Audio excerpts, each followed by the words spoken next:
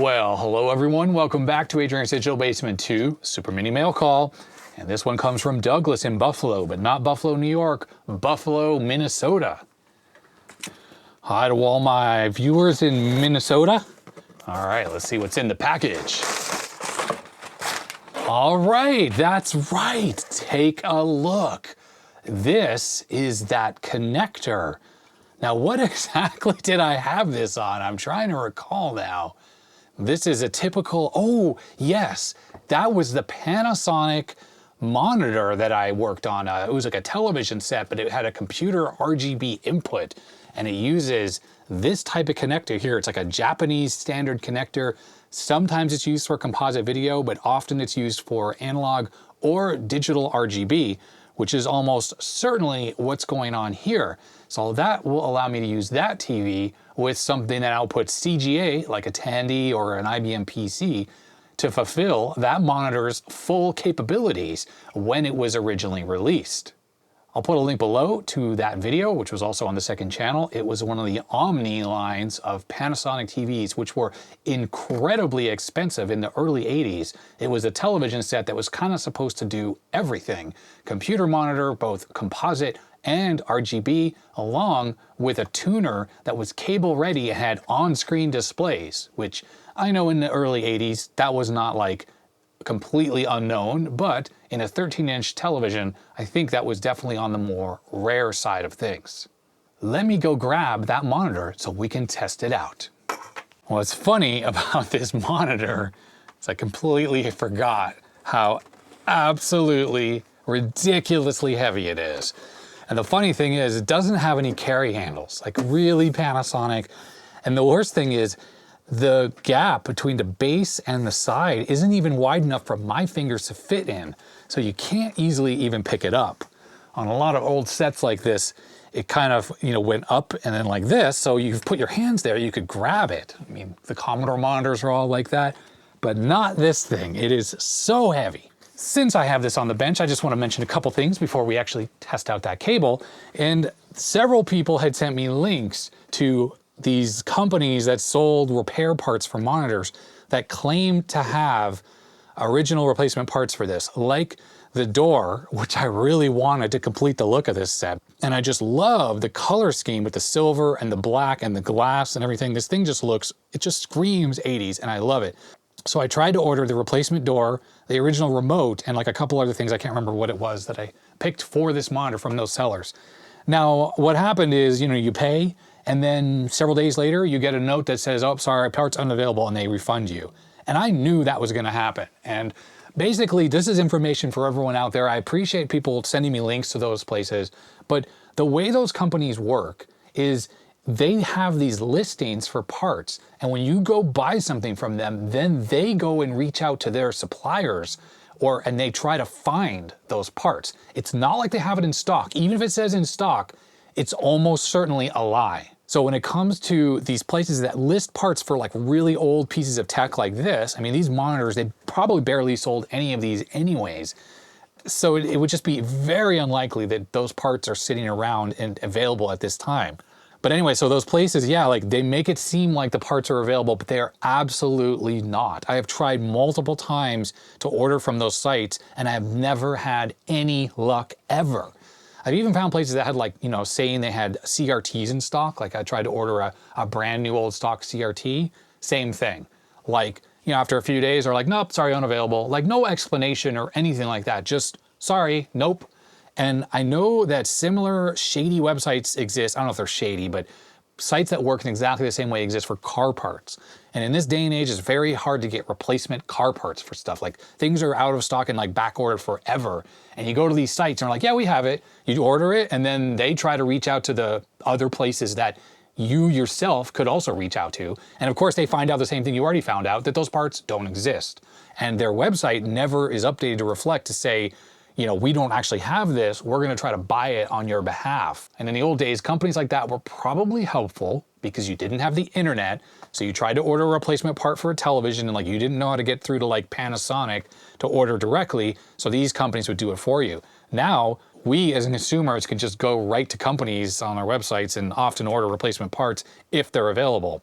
Anyhow, long story short, there was no way for me to get the replacement parts for this set. If somehow someone is able to confirm that for sure the door, this broken door, is available and purchasable and not just like phantom in stock, I would be very interested because I would like to complete the look of this set. If not, of course, like a 3D printed design of a replacement door would be amazing. It's pretty simple, but I don't have those types of skills, so I'm not going to be the one to do it. But yeah, if I could 3D print it, spray paint it, even if it wasn't perfect, I'd be super happy with that. Moving it around on the bench is even hard because of this mat here. Anyhow, okay, so there's the cable. I should be able to plug this in, and we should be able to see RGB running on this thing. That's, of course, if this monitor still works. I haven't used it. It's been upstairs because it looks really cool, but I haven't actually used it since the video I made on it, which was months ago at this point. For testing, we're going to use the Tandy 1000EX, which of course outputs a CGA type signal.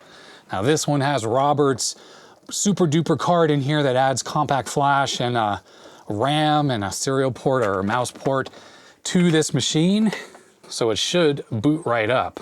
Now hopefully this cable is indeed just a TTL cable. If not, I could take this connector apart, I think. Yep, oh, the computer's on. Turn that off. I could take this apart and rewire it if necessary. All right, let's see if this monitor still turns on. Sounds like it's working, that's excellent. We'll let this sort of power up so we can see an image.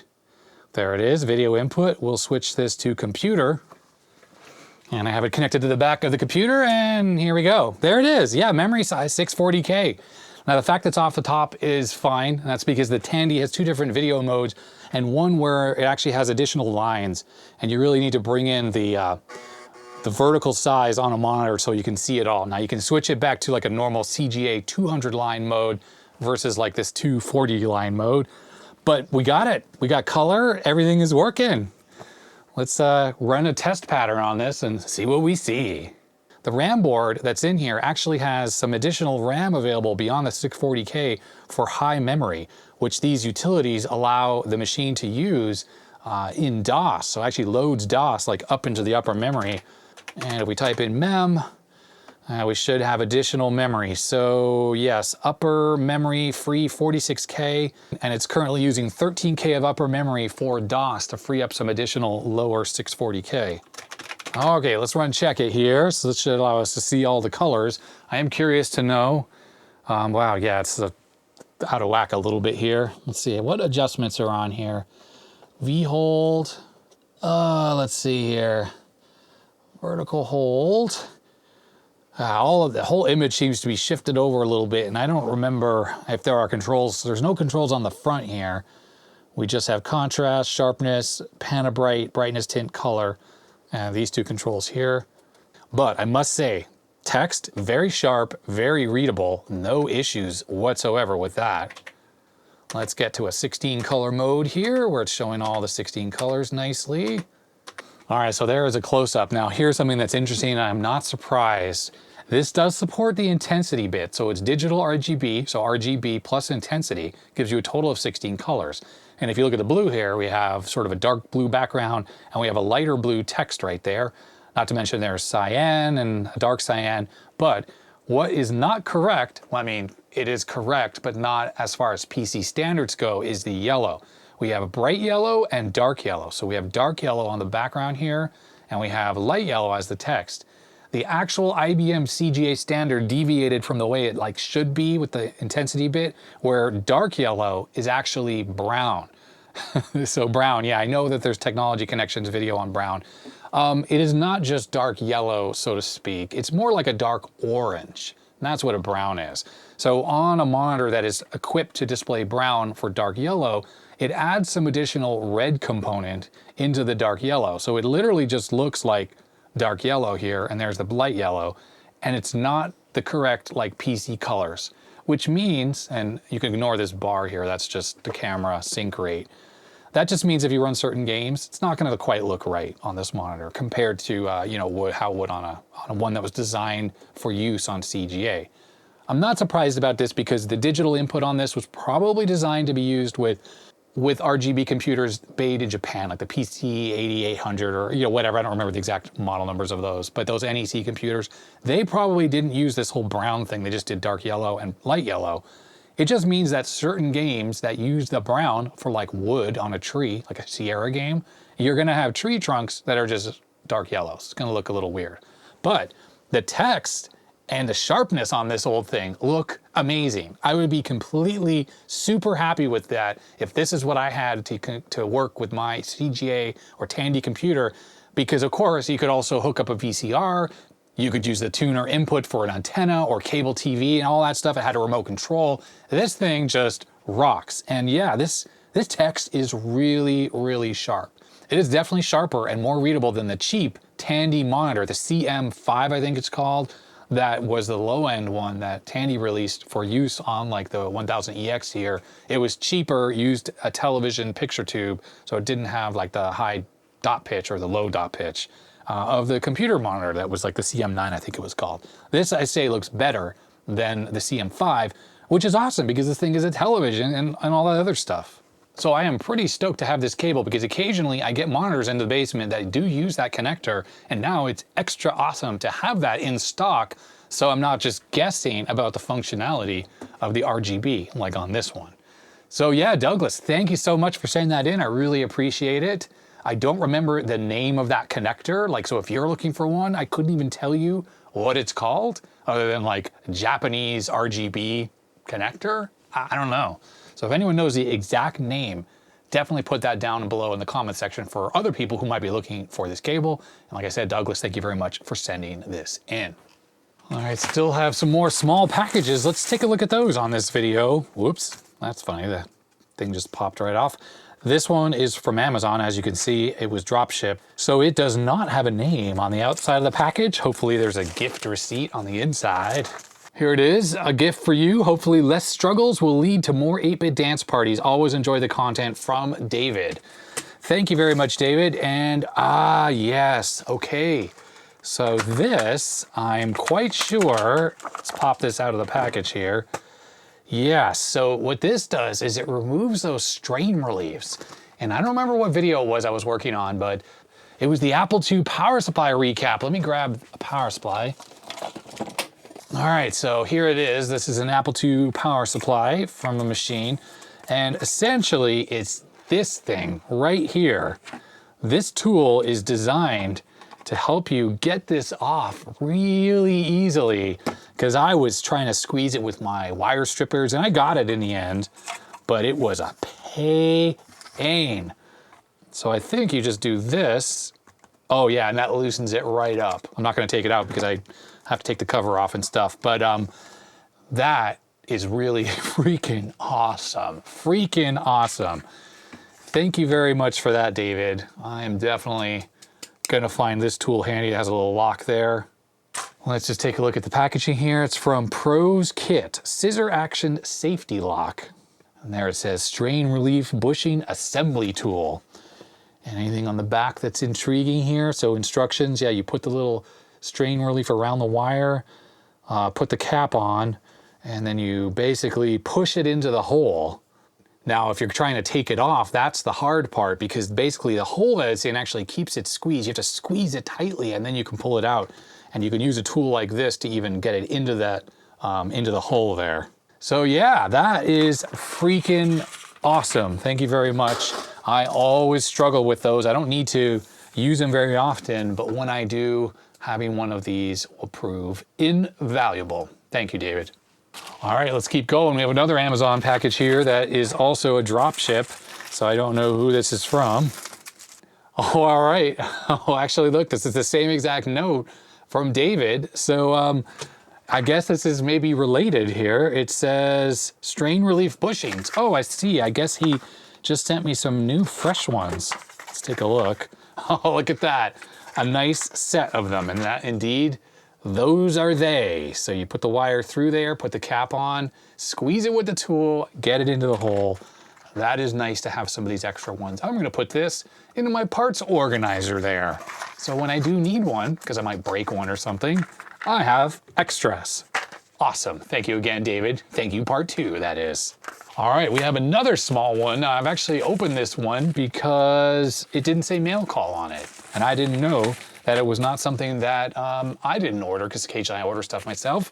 I order stuff for myself to my P.O. box, and of course I don't put mail call on it, so I can tell the difference. So if you are sending something to me for mail call, that is for Super Mini mail call, make sure you put mail call on the address label. Like put my name, the post box, and mail call or something like that, just so I can tell.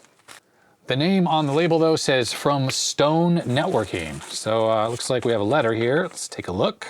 And there is the letter, and it absolutely is typed on a manual typewriter. Check out those letters. The harder you push, the darker it is. That's really funny to see. So this comes from Chris, as I mentioned. On a recent video, I noticed you struggling with flux while soldering. You commented about the quality of the flux, and I found myself in the same position. I finally bought some of the good stuff, the same flux Louis Rossmann uses and recommends. Please find a tube enclosed for your next project. I love the channel. Keep up the good work. Sincerely, Chris. Oh, now that is cool. Now, I've watched plenty of Louis Rossmann videos, and to be honest, I should have ordered the flux that he uses, because I can tell when he does his like SMD work under the microscope, he uses a syringe type, which obviously is what this is here, and he kind of gushes some on, and it seems to work really, really well. So let's get this out of the package here. So it seems to be from the company Amtech, or Amtech Direct, genuine advanced aerospace military grade industrial products made in the USA. All right, and here's a little bit of information about it here. So the profile for, you know, soldering, I'm not going to be using that, of course, if you're using a reflow oven. That is the kind of thing that you do. So there it is. So yeah, I guess I attached this little needle, so to speak. You take the cap off, and then you put the plunger in, and there's an expiration date, because yes, flux does only last a certain amount of time, and it's a tacky flux. Alloy system is lead and tin, temperature range and viscosity, and so it looks to be kind of a orangey color, which is interesting because on his videos, it looks like it's clear flux. But that is really cool. I really appreciate that, Chris. Thank you very much. And if I like this stuff, then I'm definitely going to be buying more, because I typically use stuff from MG Chemicals. I'm going to grab it right here. There it is. It's rosin flux. And this stuff works really, really well, actually. I actually keep some of it in a little squeeze bottle right here, but it's very, very liquidy. It's not viscous, so it kind of pools up and floats away. Luckily, there's quite a bit in here, although, you know, I've used a good amount of it. But rosin flux can be very difficult to get off, so I do need to buy some kind of like flux remover for rosin flux, and something that won't like give me cancer or something, because I'm down here in the basement. I don't have a lot of ventilation, and, you know, it'd be a bit of a pain if I had to go outside every time I needed to clean the flux off a board. I typically try to use like a little soap and water, and maybe a little IPA as well sometimes if I'm just doing it right here. And it seems to work well enough. But it'd be nice to have something that's not going to float away because it's so liquid, something a bit more viscous like this. So I'm very, very excited to give this a try. I won't do it right now, but you can be sure that on the next video where I'm doing like a recapping of SMD caps or something, I will be using this stuff. So thank you very much, Chris. That's awesome. All right, let's keep the ball rolling. This package here has, I can't read the name on the from address. It's definitely written in a non-English language. I think it might be Poland that this comes from. So we'll see when we get inside. Maybe there's a letter or something like that. But the box is a little bit beat up, but I don't think anything hopefully has fallen out. Got a little squished in transit. So let's see if what's in here survived. All right, looks like whatever was in here has not escaped, because it was all sealed inside a bag here. All right, this looks to be a whole lot of assorted ICs. I don't think there's a letter that I noticed, at least. So let's just unpack what's in here. Got memory, got chips, got some kind of a card here. Does anyone recognize what this is? MSI 63607WBACH. All right, we have a Zilog Z180 CPU. Now, I had talked about this before on the channel, and I think I made a mistake. I thought it was like a co-processor, but I think what the Z180 is It's a CPU that is akin to the 65C816. So it's like a 16-bit version of the processor. Now, is this some kind of like single board computer? We have a couple baud wires on the back. We have some static RAM chips here. We have a ROM chip, obviously. We have a GAL, 74LS logic, some type of an SMMC chip, so maybe that's like a floppy adapter or something like that. Here it says MSI, GMB, and HJW. I don't obviously see where power would go unless it is that connector, but I don't even think so. It has thin little traces. Yeah, there's a 12 megahertz crystal over here right near the CPU. This has got to be a single board computer of some kind. Okay, I've repositioned the camera so it's facing down. Right off the bat, this is a SATA to IDE adapter, it looks like. So theoretically, if I take this off here, this would allow, what would this allow use of? I think this would plug into a SATA drive, like an SSD or something, and then that would give you a laptop IDE connection. And then this right here is a laptop or is a little like solid state flash drive that has IDE directly on it. I might have a couple of these floating around. These work inside of like an Amiga 600 or 1200 or any laptop that has a connector like that. You can just plug it straight into the motherboard theoretically. But yeah, I'm pretty sure that's what this is. I've actually never ordered these. You can get these from AliExpress and whatever relatively commonly. All right, let's keep going to see what this stuff is here. This is an AM8530, so I assume this is some kind of microcontroller. Hopefully the camera's still in focus here. We have an AGP ROM chip, some kind of a ROM chip. Looks like, I don't know what that's from.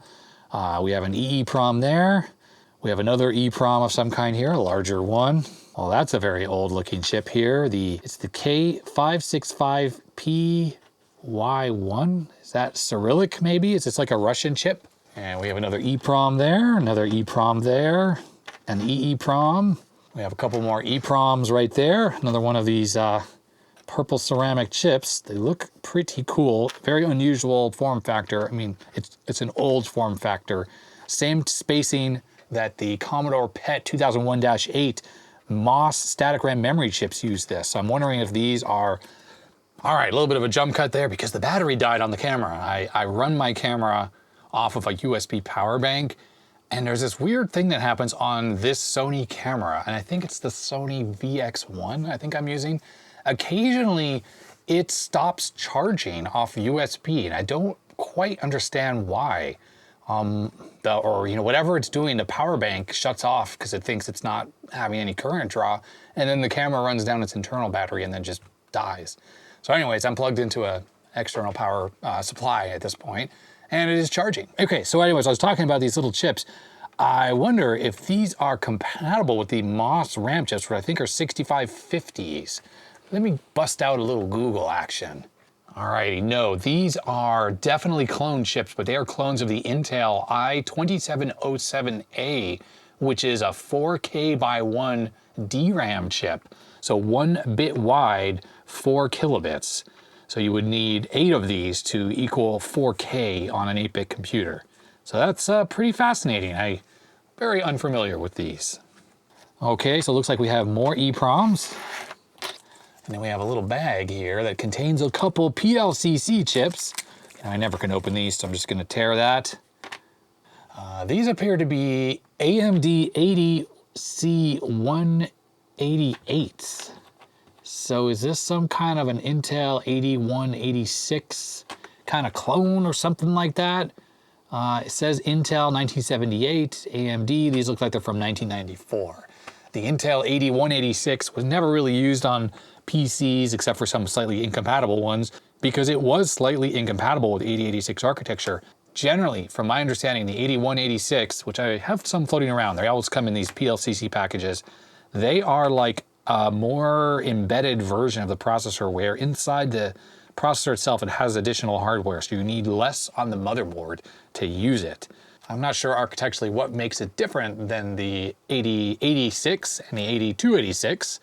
It seems to have the same number of pins as the 8286, but I don't know if it has the extra address bits or address lines that the 8286 has, and I don't know if it has a 16-bit external bus or any of that really. I just I am not familiar.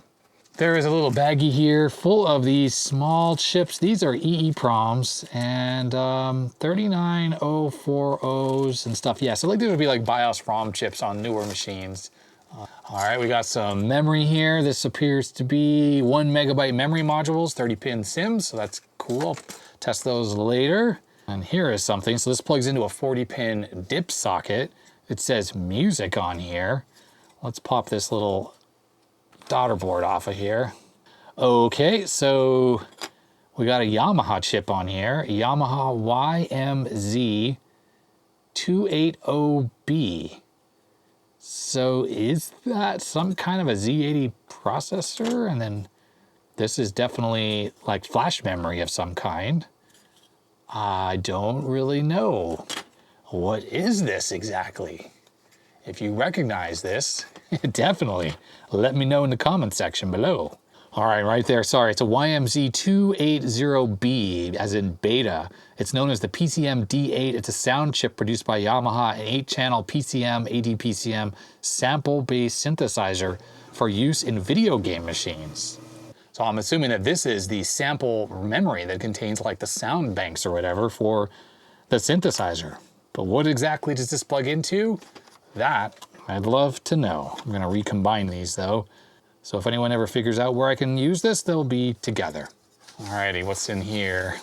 Maybe these, look, more of these clone DRAM chips now. That one's in rough shape. A bunch of its pins are missing. This one as well is missing 1 pin. In fact, a lot of these seem to be missing pins, and heavy corrosion on that one, and a bunch of broken pins. You know, all of these seem to have this top corner pin cut off, and these two that were outside of this wrapper don't seem to have that going on. I do have to wonder, what is the deal with that? And then these are little small packages here, ceramic white packages. I can't quite read the number on here though. Obrus, it seems to say, OBREUS, and there's a part number 1R330. That's on both of these. And they are in rough shape as well, with missing pins and bent pins and stuff like that. Alrighty, and we have this, which looks to be a real-time clock module of some kind. It takes a little tiny battery, and this plugs in here. WeK LP787. Luckily, it's all in good shape, and this chip here is something from Epson, RTC 6593, so some kind of a real-time clock with a battery. And this here is another EEPROM. It's in good shape, luckily. And we have these, which do seem to be just a bunch of, okay, that's flash memory. This EEPROMs, EEPROMs, electronically erasable. Another flash memory chip. I think that's an EEPROM, or maybe that's flash memory as well. More EEPROMs. Another EEPROM there. We got flash memories again. I think these are like 32K. Flash mems, EEPROMs again. 74H40, so that's like the CMOS. We have a 74H40, that's an old chip.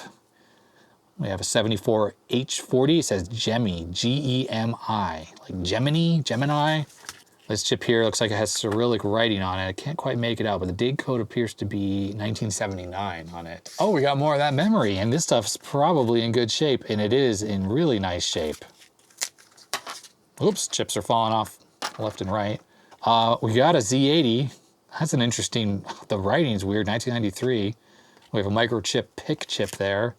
And then we have another chip with Cyrillic writing, K176, and I don't recognize the symbols. Looks like from 1980. And a couple more of these ICs as well. So if anyone recognizes these ICs here, these are the ones that say Obrus on them, let me know, but that is cool. So if I ever get a really old computer that uses those Intel 4K DRAMs, I'll be able to use them. And I think that is actually it. There's another EEPROM sitting there. And then we have these chips here, which we looked at, and yeah, that is it. So ultimately, I just need to figure out what this is, because this is very intriguing. So let me just do a quick Google so I can talk about it on the video here before I end this video. Well, I just did some Googling for like this MSI part number here, and I could not find anything. I see 1995 there, May 22nd. Now, that doesn't really give me too much help. So I'm gonna have to ask my viewers who recognizes what this is. Can you find documentation that I can try to get this thing up and running? Because I kind of love the whole idea about single board computers, and this seems to be one that's from the 90s that uses that 16-bit processor. Looking at the headers on here, this one here is 34 pins, so that could easily be a floppy drive. This one, well, I don't know, there's a bunch of scratch traces there I'm just noticing. So does this thing work? I don't know what's happened there. Is that like a serial port maybe? We have an unpopulated connector right here that looks to be 50 pins, I'm gonna guess off the top of my head.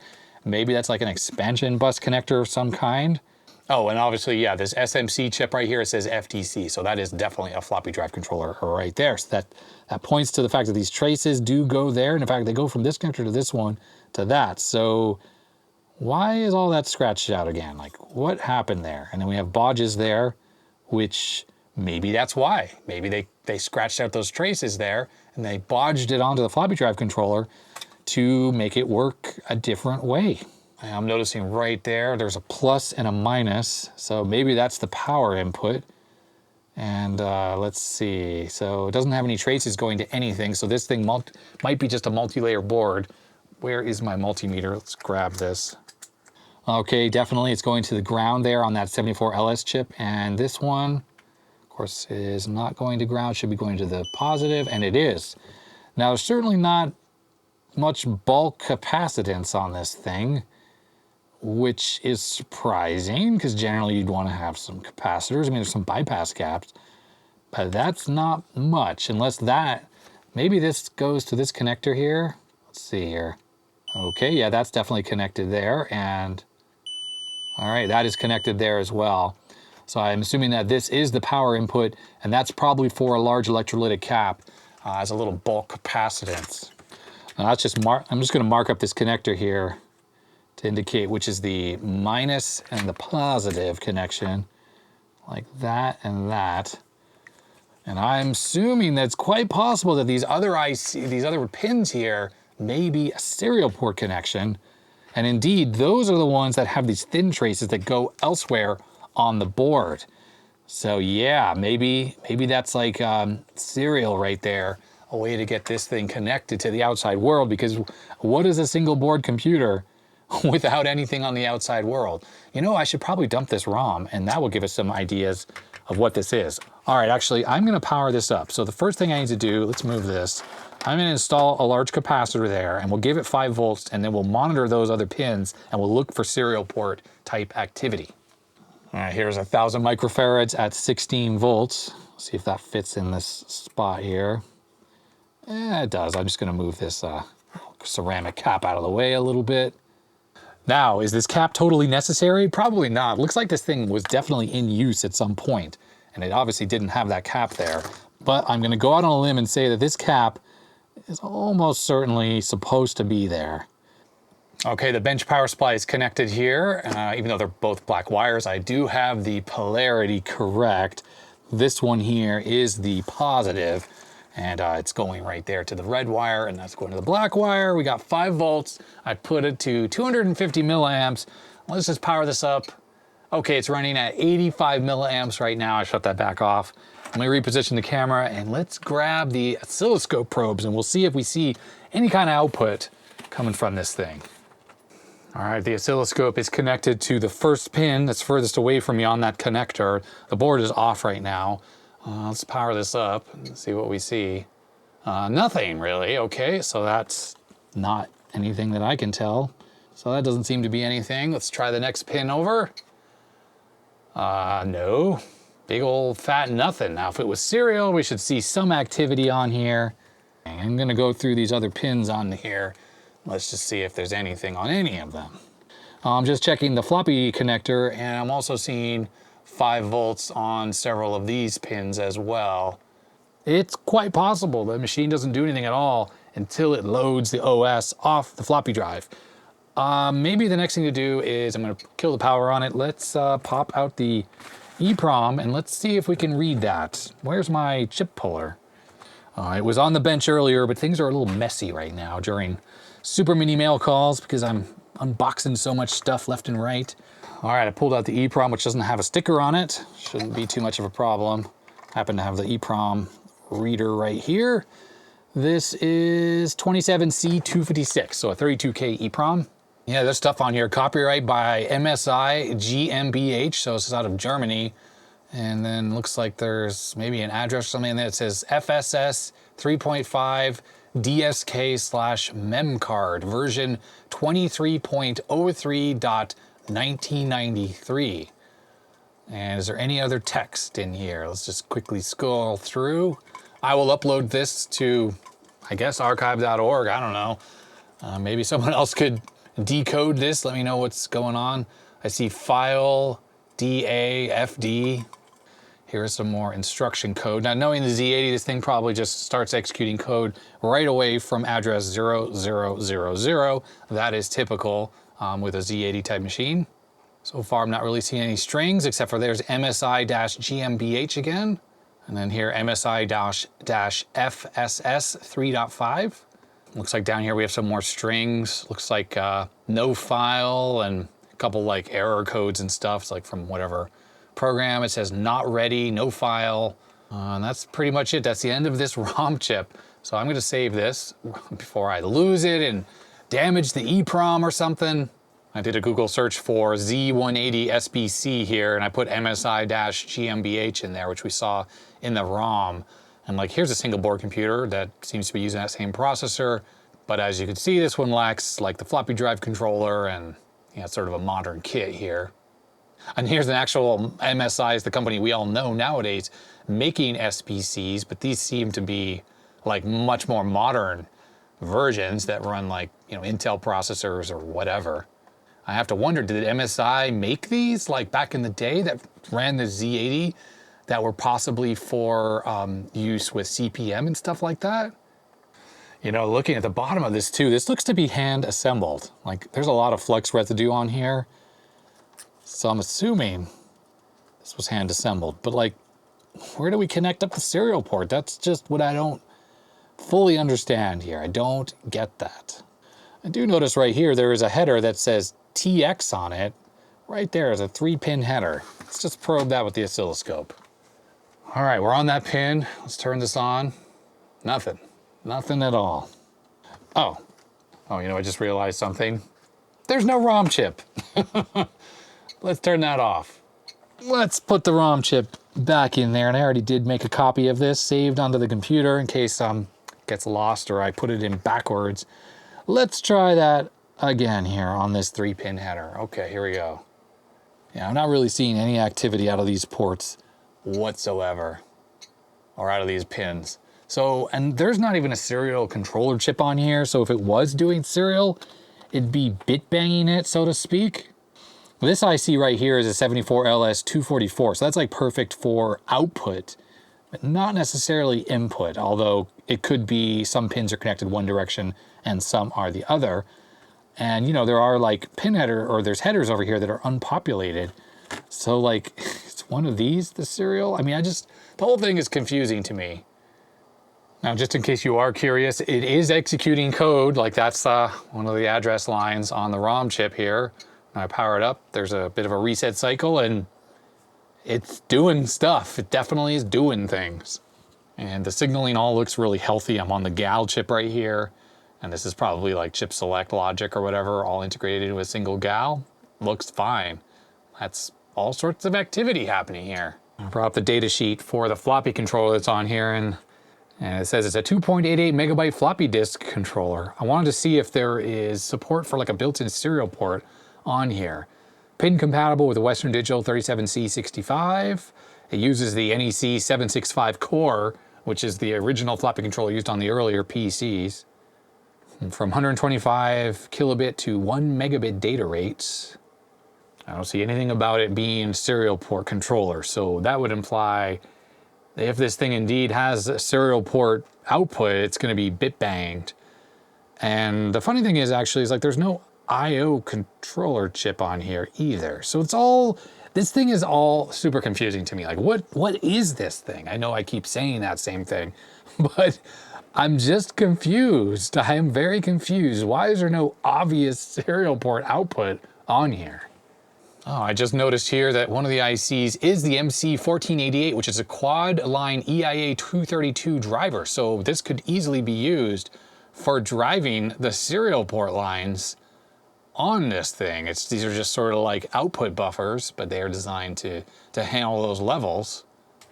All right, well, anyhow, I think I've played around with this thing enough. I couldn't really figure out anything. These two Motorola chips here maybe are used for some kind of like serial port type buffering, but none of the pins on here seem to do anything when I power it up. I mean, some of them have, they go to 5 volts, some go to like 1 volt, things like that. But I'm not seeing what would be considered activity, like if this thing's printing messages at boot up. Well, as I mentioned, it might totally be possible that it requires the floppy drive to do anything. Like it doesn't actually do anything until it boots an OS. But that does seem strange that this particular ROM is so big at 32K and it couldn't at least print a message. But that may well be the case. And obviously I don't have any disks, so I have no way to try to boot this thing. So what can I do? Not too much. So thank you very much, mystery sender. I couldn't read the handwriting on the box, like I said, so I don't know who this is from. There may well be an email about this package, but I've had this for a few months now, so I don't really remember. So thank you very much for sending in these cool chips, especially these old ones here that are in a really nice shape here. And if anyone recognizes any of these parts and stuff, please let me know so I can put them into my inventory as something that's useful in the future. I mean, besides these EEPROMs and EEPROMs, which are always useful. But anyways, yeah, so there we go. Thank you very much, mystery sender. And I'd love to get this SBC board actually working. And I think with that, I'm gonna end this video here. So we wanna thank David for sending in this strain relief tool right here. And then of course, Douglas at the beginning of the video for sending in this cool Japanese RGB cable. And then we have Chris for sending in the Lewis Rossmann flux here for fixing some of my frustration that I had with flux. We'll see if that works as advertised. And then finally, of course, my mystery viewer from somewhere in Europe for sending in all these chips and this cool single board computer. That's gonna be it for this video. If you liked it, thumbs up. If not, you know what to do. Subscribe, I'd really appreciate that on the second channel. And a huge thanks to my patrons. Their names are gonna be scrolling up the side of the screen over on that side today. And that is gonna be that. So stay healthy, stay safe. I will see you next time. Bye.